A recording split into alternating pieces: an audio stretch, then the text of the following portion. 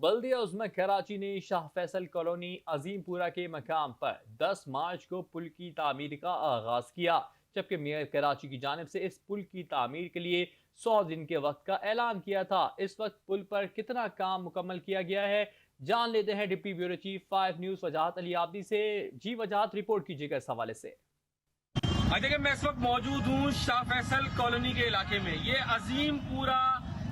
چورنگی کہلائی جاتی تھی، جہاں پر سندھ حکومت نے ایک پروجیکٹ کا آغاز کیا جو بلدیہ عظمی کراچی نے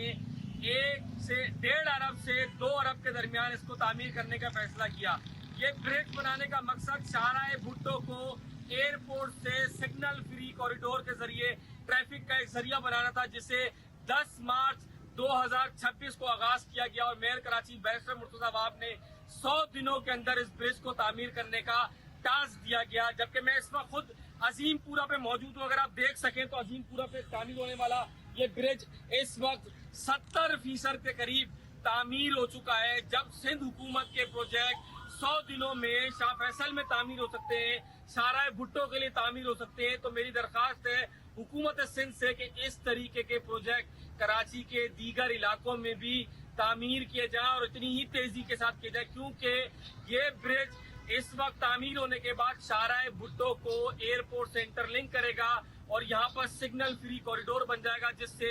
شاہراہ بھٹو سے اترنے والی ٹریفک سیدھا شاہ فیصل کالونی کو کراس کرتے ہوئے شاہراہ فیصل سے ایئرپورٹ پہ کنیکٹ ہو جائے گی، جس سے کراچی کی عوام کو بڑی سہولت ملے گی، اور کراچی کی عوام بآسانی اس سڑک سے بغیر سگنل کے اپنی منزل مقصود کی طرف پہنچ سکے گی۔